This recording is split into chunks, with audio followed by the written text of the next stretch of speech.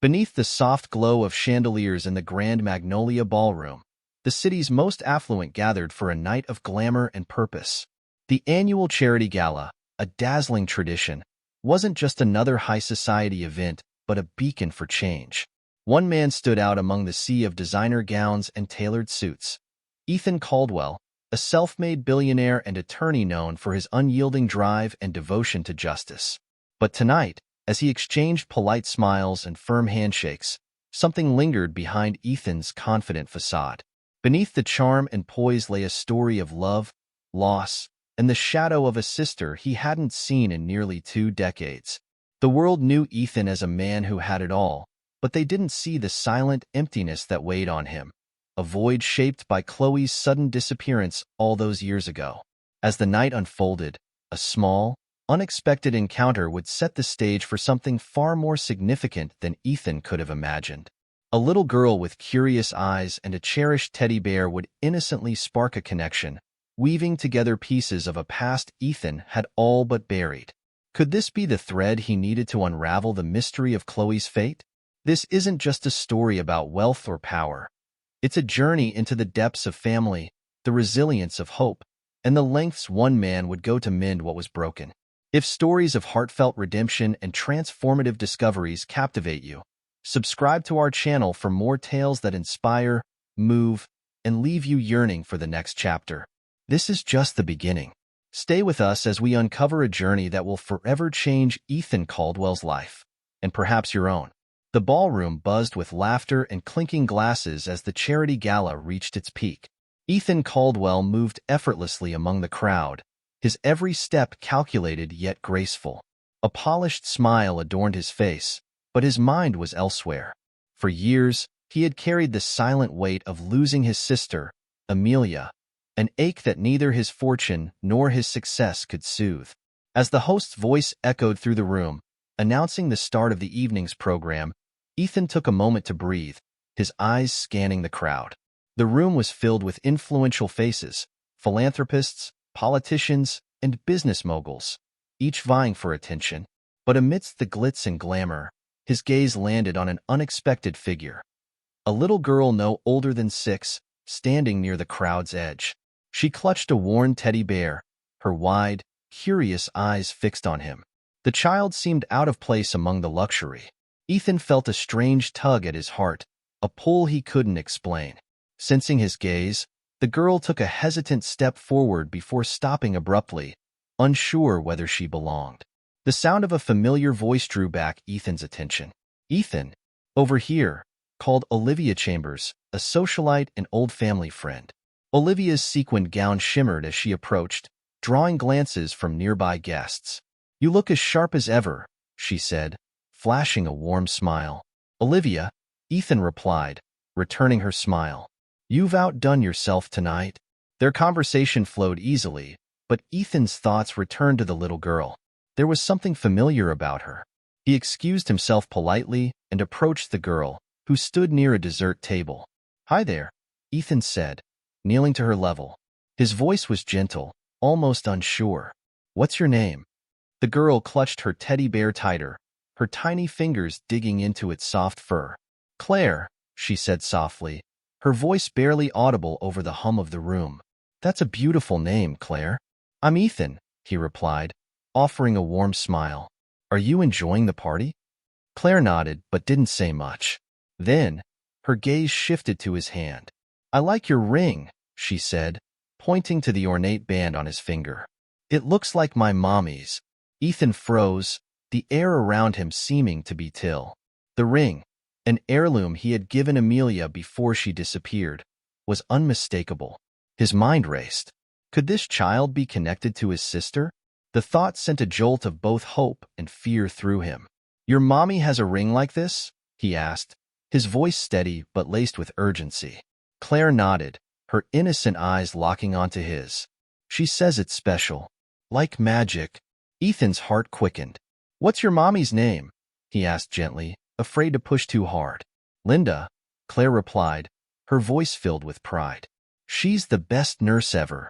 The pieces began to fall into place. Linda? Could she know something about Amelia? Ethan needed answers, but he didn't want to scare the child. "Do you know where your mommy is tonight?" he asked. Claire hesitated, then pointed toward the far end of the ballroom. "She's working. She said she'll come pick me up soon." Ethan nodded, his mind racing. "Claire, do you think your mommy would let me meet her? I'd like to talk to her." Claire considered his request, then smiled. "Maybe. She likes nice people." Ethan chuckled softly. "I'll do my best to be nice then." As Claire turned back to her teddy bear, Ethan stood, a storm of emotions swirling inside him. Could Linda be the key to finding Amelia? Or was this just a coincidence, a cruel trick of fate? He knew one thing for sure.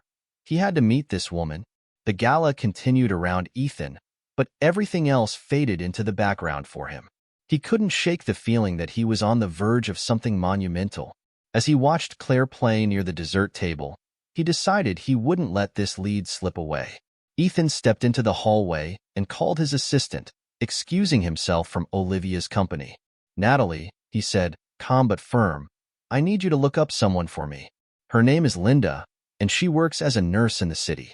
Start with the major hospitals and clinics." "Understood, Mr. Caldwell," Natalie replied, her efficiency a comfort in such a moment. Ethan returned to the ballroom, his eyes scanning the crowd for any sign of Claire's mother. Hours passed, and the gala began to wind down. Guests started to trickle out, and the energy in the room shifted from celebratory to subdued. Still, there was no sign of Linda. Finally, as Ethan was about to leave, Claire ran up to him, her teddy bear swinging at her side. "My mommy's here," she exclaimed, excitedly lighting up. Ethan turned to see a woman approaching. She was dressed modestly, her hair pulled back into a simple bun, and her eyes carried a warmth that immediately put him at ease. But there was something else, something familiar. "Mommy, this is Ethan," Claire said, tugging on her mother's hand. "He's nice." Linda smiled politely, though her eyes betrayed a hint of caution. "Good evening," she said, her voice soft but steady. "I hope Claire wasn't any trouble." "Not at all," Ethan replied, extending his hand. "I'm Ethan Caldwell. It's a pleasure to meet you." Linda shook his hand, her grip firm but unassuming. "Linda Harper," she said. "Thank you for keeping an eye on Claire."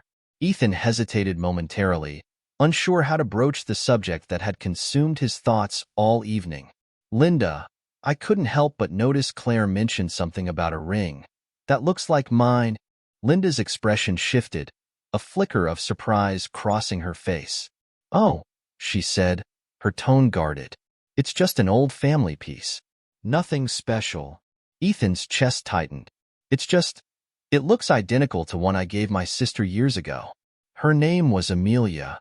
At the mention of the name, Linda's eyes widened, and for a brief moment, her composure faltered. "Amelia?" she repeated, her voice barely above a whisper. "Yes," Ethan said, his voice firm but not unkind. "She disappeared almost 20 years ago. I've been searching for her ever since." Linda glanced down at Claire, then back at Ethan. "I think we should talk," she said quietly, her tone heavy with unspoken truths. Ethan nodded, his heart pounding. "I'd like that." The air outside the ballroom was crisp and cool, starkly contrasting with the gala swarm, buzzing energy. Ethan and Linda stepped into a quiet courtyard lit by soft garden lights, their footsteps crunching against the gravel. Claire trailed behind them, clutching her teddy bear, her curious eyes darting between the adults. Linda paused near a stone bench, her expression hesitant but resolute. "Claire, sweetheart, why don't you sit over there and play with Mr. Teddy while I talk to Mr. Caldwell?" she said gently. Claire nodded obediently, finding a spot under a nearby tree. Her innocence, so unburdened by the weight of the conversation about to unfold, was both comforting and bittersweet. Ethan turned to Linda, his heart racing. He had waited years for answers, and now, standing here, the moment felt surreal and overwhelming. Linda crossed her arms, her gaze steady but tinged with apprehension. "Ethan," she began, her voice soft yet firm, "before we go any further, I need to know. Why are you so certain my ring has anything to do with your sister?" Ethan took a deep breath, gathering his thoughts. "The ring," he said, glancing down at his hand, "was part of a set. It belonged to my mother, who passed it down to Amelia and me. The design is unique. Ornate gold filigree with a sapphire at its center. I've never seen another like it. Linda's eyes flickered with recognition, but she said nothing, waiting for him to continue. When Amelia disappeared, the ring disappeared with her, Ethan said, his voice tightening with emotion. I searched everywhere, hired investigators, followed every lead, but nothing ever came of it. Until tonight. Linda's face softened, and she lowered her arms, her shoulders sagging as if carrying a heavy burden. Ethan, she said quietly, I think you deserve the truth. But it's not an easy story to tell. Ethan stepped closer, his gaze imploring. Please, he said, his voice barely above a whisper. I've spent nearly 2 decades wondering what happened to her. If you know anything, I need to hear it. Linda nodded slowly and motioned for him to sit on the bench. She sat beside him, clasping her hands tightly as though bracing herself for what would come. Amelia and I met 12 years ago, she began, her voice trembling slightly. She wasn't using her real name then. She called herself Anna, and she was working at a diner in a small town far from here. She didn't talk much about her past, but I could tell she was running from something, or someone. Ethan's chest tightened. Running from what? He asked, though he feared he already knew the answer. Linda hesitated, her eyes clouded with pain. She told me bits and pieces over time. Your father. She said he was controlling, cruel. She didn't feel safe, Ethan. She thought the only way to protect herself was to leave. Ethan looked away, his jaw clenching. Their father's harshness had loomed over their childhood, but he had never imagined it would drive Amelia to vanish completely. Why didn't she come to me? He asked, his voice raw with emotion. I would have helped her. She didn't want to burden you, Linda said gently. She knew you were building your career and didn't want to drag you into her troubles. She thought disappearing was the only way to give herself a chance at a new life. Ethan ran a hand through his hair, his mind reeling. And the ring? He asked. How did you end up with it? Linda glanced toward Claire, who was humming softly to herself as she played. She gave it to me, Linda said, her voice barely above a whisper. She said it was her most prized possession, but she wanted me to keep it safe for Claire. I didn't know what she meant at the time, but later, I understood. Ethan's breath caught. Claire is Amelia's daughter, isn't she? Linda nodded, tears brimming in her eyes. Yes, she said. Amelia was already pregnant when I met her. She was terrified of what her life would be like raising a child, while constantly looking over her shoulder. She asked me to take Claire if anything ever happened to her. Ethan felt the ground shift beneath him. What do you mean, if anything ever happened to her? Where is she now? Linda's face crumpled, and she covered her mouth as a sob escaped. I don't know, she said, her voice breaking.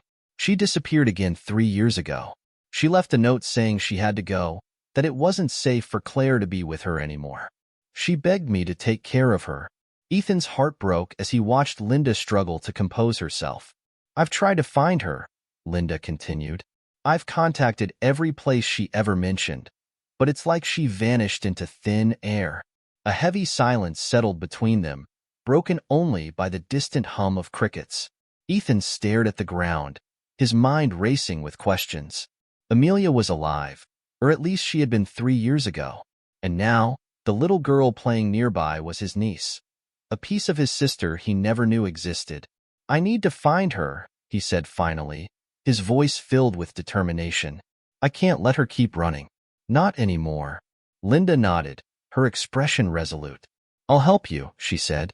For Claire's sake, for Amelia's sake, we'll find her. The drive back to the city was quiet, the weight of their conversation hanging heavily in the air. Ethan dropped Linda and Claire off at their small apartment, promising to contact them soon.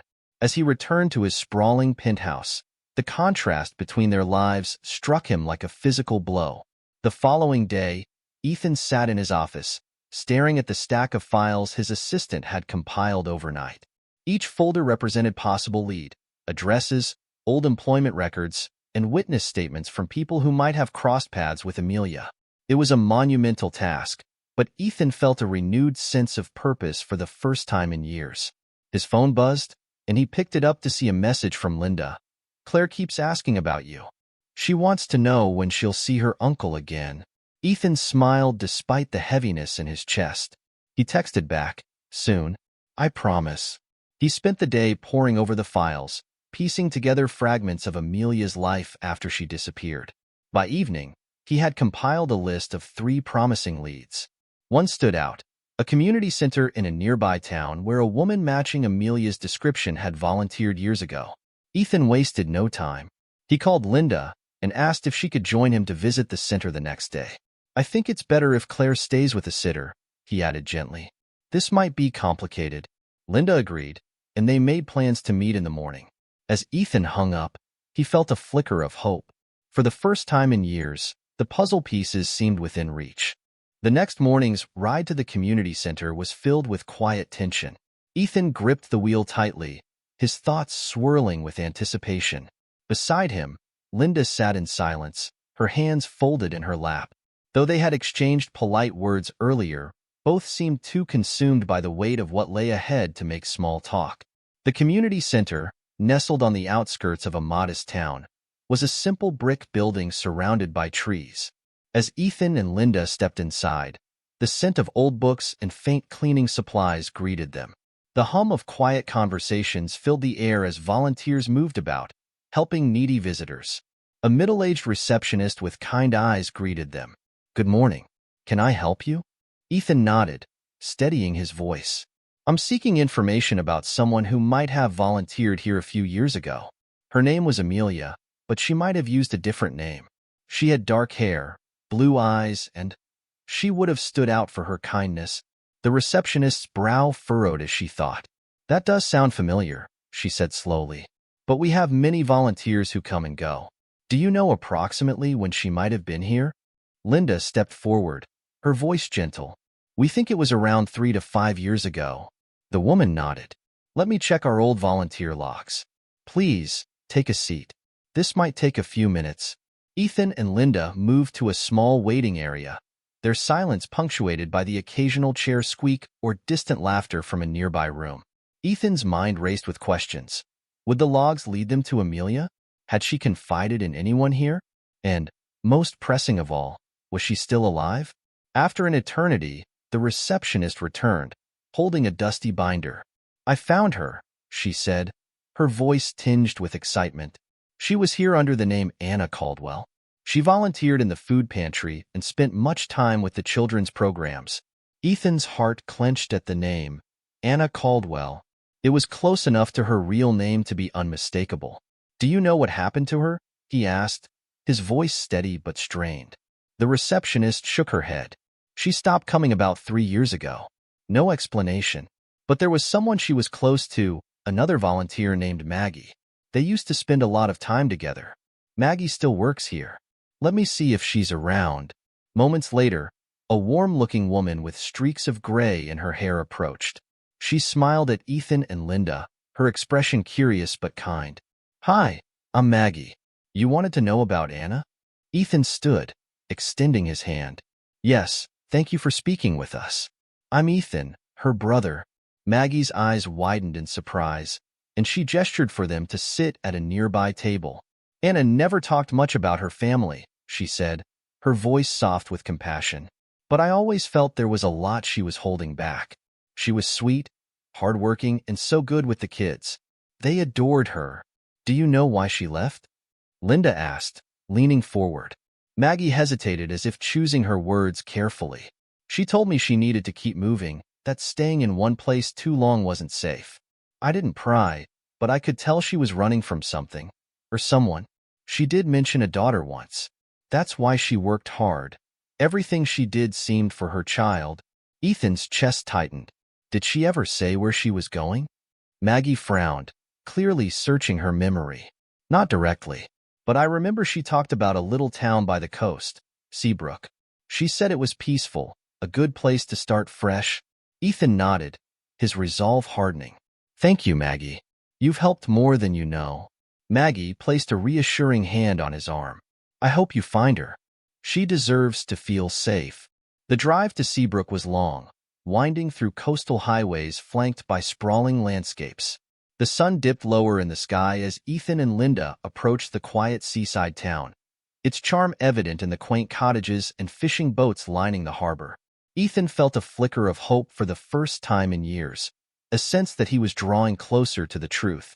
They began their search at a small diner near the pier, where locals gathered for meals and gossip. The smell of fresh coffee and fried fish filled the air as Ethan approached the counter. "Excuse me," he said to the waitress behind the counter. "I'm looking for someone who might have lived here a few years ago." Her name was Amelia, though she might have gone by Anna. The waitress, a young woman with a cheerful demeanor, frowned thoughtfully. "Anna, that does sound familiar. Hang on." She called to a man in the back, who emerged wiping his hands on a towel. "Anna Caldwell? She worked here for a while," the man said. "Quiet lady, but real sweet. She helped out a lot before she left."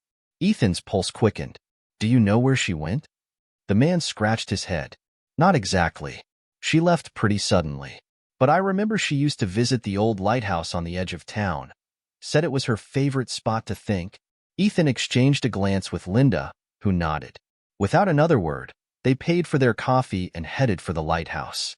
The structure stood tall and weathered against the backdrop of the setting sun, its white paint peeling but still standing as a proud sentinel over the sea. The climb to the top was steep, the air growing colder as they ascended. When they reached the summit, they found nothing but silence.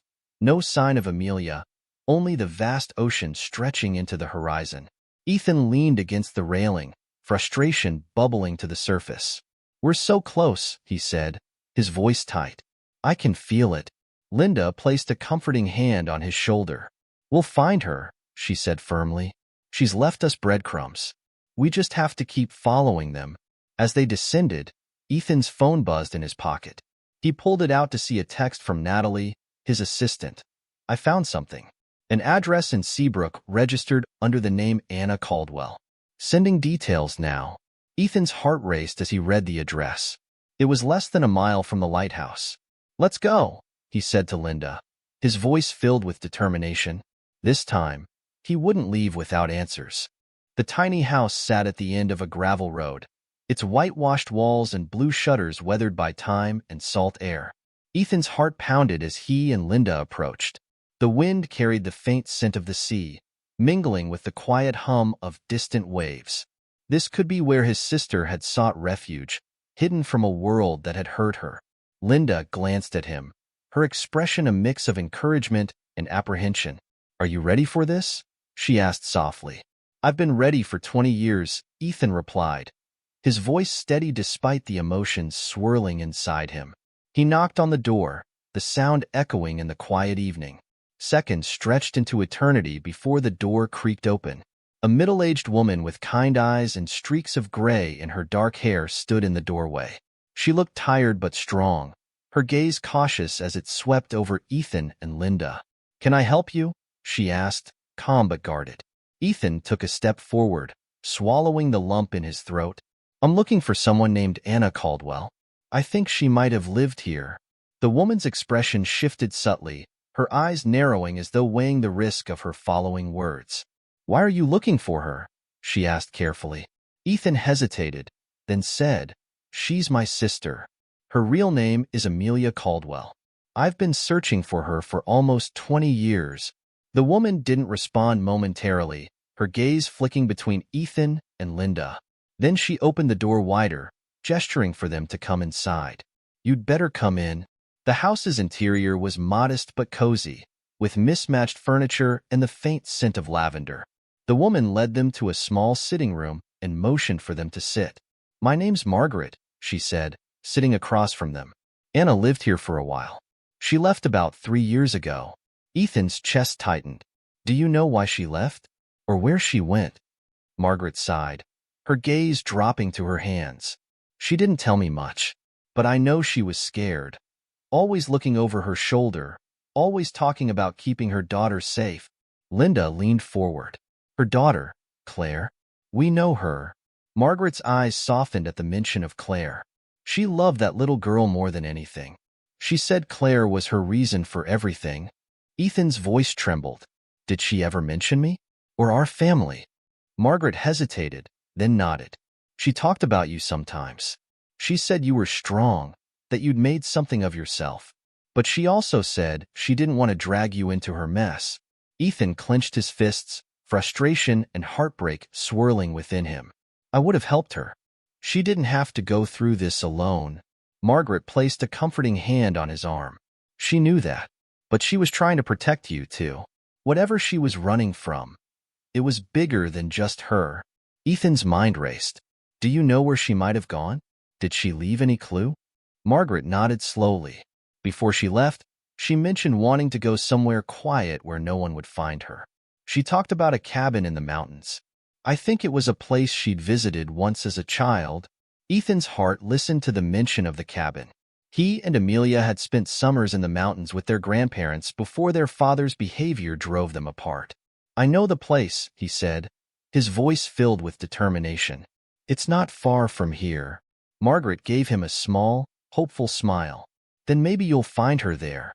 The drive to the cabin was tense, the winding mountain roads illuminated only by the headlights cutting through the darkness. Ethan's hands gripped the steering wheel tightly, his mind racing with memories of those long-ago summers. He could almost hear Amelia's laughter echoing through the trees and see her running ahead on the trail with her dark hair catching the sunlight. Linda, sitting quietly beside him, finally broke the silence. Do you think she's there? She asked, hesitating. I don't know, Ethan admitted, but it's the closest we've come. I have to believe we'll find her. The cabin appeared suddenly, nestled among towering pines. Its wooden exterior was weathered but intact, the front porch sagging slightly under the weight of years. The sight of it sent a wave of nostalgia crashing over Ethan. This was where they had been happy once before everything fell apart. He parked the car, and they entered the crisp mountain air. The night was eerily quiet, the only sound the crunch of gravel beneath their feet. A light glowed faintly in the cabin's window, a beacon in the darkness. Ethan's heart raced as he approached the door, every step heavier than the last. He raised his hand to knock but hesitated, fear and hope warring within him. What if she wasn't here? Or worse, what if she didn't want to see him? Linda placed a reassuring hand on his shoulder. You've come this far. Don't stop now. Ethan nodded, drawing strength from her words. He knocked firmly, the sound echoing in the stillness. Moments later, the door creaked open. Standing before him was a woman he barely recognized. Her face was thinner, her hair streaked with gray, but her eyes, those deep, familiar blue eyes, were unmistakable. Amelia, he whispered, his voice breaking. Amelia's eyes widened in shock, her hand gripping the doorframe as though to steady herself. Ethan, she said, her voice barely audible. For a moment, neither moved, frozen by the weight of 20 years of separation. Then, as if a dam had burst, Amelia stepped forward, and Ethan pulled her into his arms.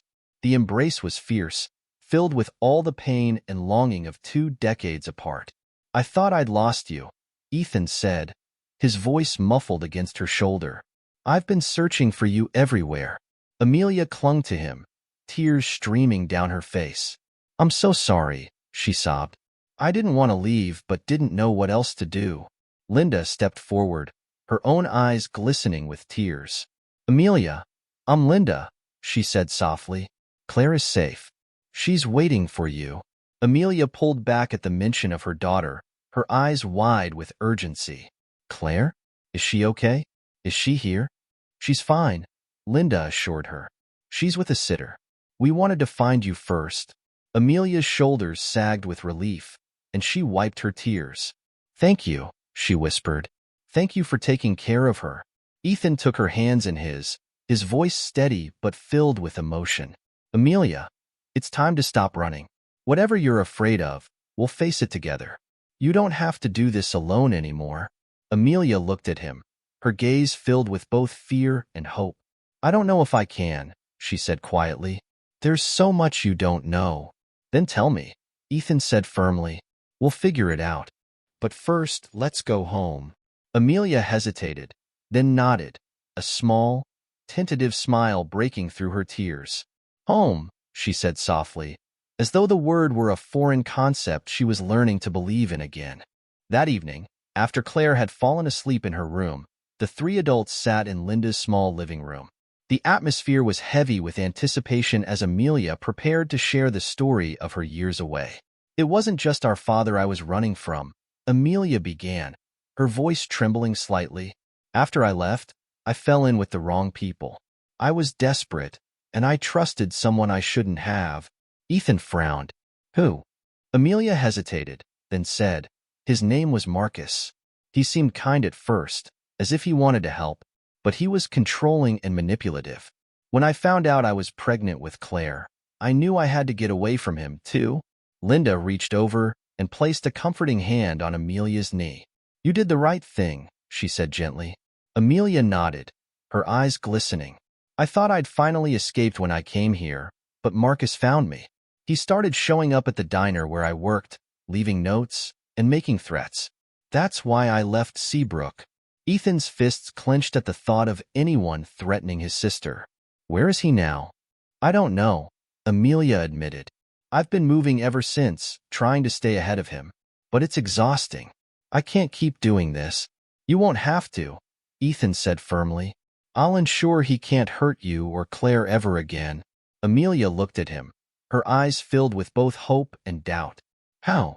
"I have resources," Ethan said. "Investigators, lawyers, whatever it takes. We'll find him and put an end to this." Linda nodded in agreement. "You've been running for too long, Amelia. It's time to fight back." Amelia sighed, her shoulders slumping. "I'm scared," she admitted. "What if he comes after us again?" "He won't," Ethan said, his voice unwavering. "Not if I have anything to say about it." Amelia studied him for a long moment, then nodded. "Okay," she said softly, "but I can't do it alone." "You won't have to," Ethan said, reaching for her hand. "We're in this together." As they sat there, united by their determination to protect Claire and reclaim Amelia's life, the weight of the past began to lift. It wouldn't be an easy road, but for the first time in years, Amelia felt a glimmer of hope, a sense that she could stop running and start building a future. The following morning, Ethan should have put his resources into action. He called Natalie, his ever-efficient assistant, to launch a full-scale investigation into Marcus. Armed with Amelia's shared details, Natalie began digging through records, connections, and potential sightings. Meanwhile, Ethan and Linda focused on creating a sense of normalcy for Amelia and Claire while preparing for the inevitable confrontation. Amelia, however, remained on edge. She spent most of the day watching Claire play, and her protective instincts heightened. Every knock at the door, every unfamiliar car passing by the apartment, made her cringe. "Amelia," Ethan said gently, touching her shoulder, "I've got this. I won't let anything happen to you or Claire." Amelia smiled faintly but didn't respond. The years of fear and running had worn her down, and trusting that she could be safe wasn't easy. That evening, Ethan's phone buzzed with an update from Natalie. He stepped into the hallway to take the call. "Tell me you have something," he said in a low voice. "We found him," Natalie replied. "Marcus has been operating under a different name, running shady businesses in the city. He's got a record, assault, intimidation, even a few fraud charges. He's dangerous, Ethan." Ethan's jaw tightened. "Can we tie him to Amelia?" "Not directly," Natalie admitted. "But if we can get him on one of these charges, we might be able to put him away." "Do it," Ethan said firmly. "I want every angle covered. I don't care what it takes. He's not getting anywhere near Amelia or Claire again." When Ethan returned to the living room, Amelia looked up at him, her eyes questioning. "Did you find him?" she asked softly. Ethan nodded, his expression resolute. "Yes, and we're taking steps to ensure he can't hurt you again." Amelia exhaled slowly, the tension in her shoulders easing just slightly. "Thank you," she said, her voice trembling. "I don't know what I'd do without you." "You'll never have to find out," Ethan replied. "We're family, Amelia. I'll always have your back." 2 days later, Marcus was arrested in a coordinated operation involving Ethan's investigators and law enforcement. The news brought a wave of relief to Amelia, though she couldn't shake the lingering fear that Marcus might somehow find a way to retaliate. "I know it's hard to trust this is over," Linda said gently, sitting beside her on the couch. But you've done everything right. You've faced your fears, and now you can start fresh. Amelia nodded, her gaze drifting to Claire, coloring happily at the dining table. She deserves so much better than what I've been able to give her, she said quietly. I just want her to feel safe, to have a normal life. And she will, Ethan said, joining them. This is your chance to build that life, for both of you. Amelia hesitated, then said, I don't know where to start. With us, Ethan said firmly. You don't have to do this alone anymore. Claire has a family, and so do you. Tears filled Amelia's eyes, but were tears of gratitude this time. Thank you, she whispered. In the following weeks, Ethan helped Amelia and Claire move into a new home, a small but charming house in a safe neighborhood. He ensured they had everything they needed, from furniture to security systems, and even set up a trust fund for Claire's future. Amelia slowly began to adjust to the idea of stability. She found work at a local clinic, and Claire started school, quickly making friends with her bright smile and boundless energy. The shadows of the past began to recede, replaced by the warmth of a new beginning. Ethan visited often, becoming a regular presence in Claire's life. He marveled at her resilience, curiosity, and how she brought light to everyone around her. For him, reconnecting with Amelia and Claire wasn't just about family. It was about healing wounds he hadn't even realized he carried. One evening, Ethan surprised Amelia and Claire with an impromptu dinner at their new home. Linda joined them, and the atmosphere was filled with laughter, stories, and the clinking of glasses. For the first time in years, Amelia felt a sense of peace. As the evening wound down, Claire climbed onto Ethan's lap, her teddy bear tucked under one arm. Uncle Ethan, she said, looking up at him with wide eyes, thank you for finding Mommy. Ethan's throat tightened, and he smiled, pulling her into a hug. I should be thanking you, he said. You're the one who brought us back together. Amelia watched the scene with tears in her eyes, her heart swelling with gratitude. I don't know how I'll ever repay you, she said softly. You don't have to, Ethan replied, his voice steady. This is what family is for. The morning sun bathed the quiet neighborhood in a golden glow, casting long, soft shadows on the front porch of Amelia's new home. Inside, the smell of pancakes and fresh coffee filled the air as Claire giggled over breakfast. Amelia stood at the counter, her hands moving rhythmically as she poured another batter into the pan. For the first time in years, she felt a sense of calm, like the heavy fog of her past had finally begun to lift. Ethan sat at the table, reading a newspaper but stealing occasional glances at his sister and niece. The scene was ordinary, but to him, it was extraordinary. It was a glimpse of the life they had all fought hard to reclaim. Uncle Ethan, Claire said, breaking the silence, are you going to the park with us today? Ethan folded the paper with a smile. Of course. I wouldn't miss it. Claire's eyes lit up. Good. I want to show you how high I can go on the swings. Amelia turned from the stove, her face soft with gratitude. You don't have to keep spoiling her, you know, she said, though her tone was teasing. Ethan shrugged, grinning. What's the point of being an uncle if I can't spoil her a little? They all laughed, the sound filling the home with warmth and joy. But beneath the lightheartedness, there was a more profound understanding among them, a shared acknowledgement of the struggles they had overcome to reach this moment. Later that afternoon, as Claire played with other children at the park, Ethan and Amelia sat on a bench, watching her. The autumn breeze carried the scent of fallen leaves and the distant hum of life in the small town.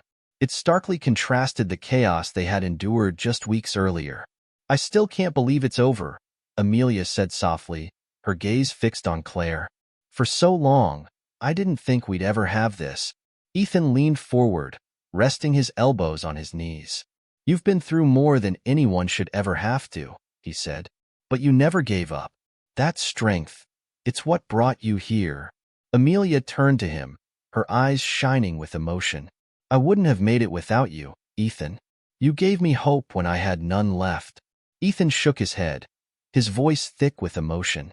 You're giving me too much credit. If anything, I've spent years feeling guilty for not finding you sooner.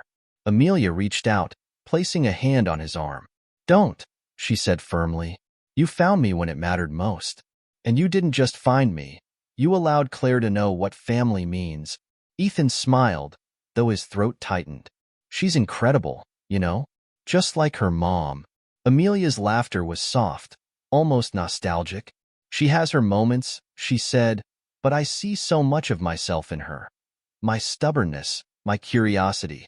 And now, she has you to look up to. They sat in comfortable silence for a moment, watching Claire climb the jungle gym, her laughter ringing across the park. In the following weeks, Ethan and Amelia worked together to piece together the fragments of their past while embracing their future. Amelia began attending therapy, something Ethan had gently encouraged. It helped her untangle the pain of her childhood and the years she had spent running. She dreamed of a life beyond survival for the first time. Ethan, too, found himself healing in unexpected ways. His relentless pursuit of success had always been a way to cope with losing his sister, but now that she was back, he realized he wanted more out of life. He began scaling back his work commitments, choosing instead to spend more time with Amelia and Claire. Linda, who had become an integral part of their journey, continued to provide unwavering support. She and Amelia often spent evenings together, sharing stories and laughter over cups of tea. Linda's presence had become a cornerstone of their new family dynamic, and both Amelia and Ethan were deeply grateful for her friendship. One crisp autumn evening, Ethan organized a small gathering at Amelia's home to celebrate their journey and the bonds they had rebuilt. Friends, neighbors, and even Natalie attended, filling the house with laughter and love. As the sun set, Ethan stood to make a toast. The room quieted, and all eyes turned to him. "I'm not one for speeches," he began, his tone light, "but tonight feels like a moment worth celebrating. For years, I thought I'd lost my sister, but fate, or perhaps sheer stubbornness, brought us back together. And in doing so, I gained something even more precious, a family." He looked at Amelia, who was wiping tears from her eyes, and then at Claire, who was beaming up at him. To Amelia, for her strength and courage. To Claire, thank you for reminding us all what joy looks like. And to everyone in this room, you've been a part of this journey, and I'm forever grateful. The room erupted into applause, and glasses clinked as everyone toasted to love, resilience, and the promise of a brighter future. That night, as the house quieted and the guests left, Amelia sat by Claire's bedside, watching her daughter sleep. The weight of the past still lingered, but it no longer felt insurmountable. For the first time in years, she felt like she could breathe, like she could truly live. Sitting on the porch with a cup of coffee, Ethan looked out at the star-filled sky. He thought of their parents, of the pain that had driven Amelia away, and of the joy that had brought her back. It wasn't a perfect story, but theirs, a testament to the unbreakable family bonds and the enduring power of hope.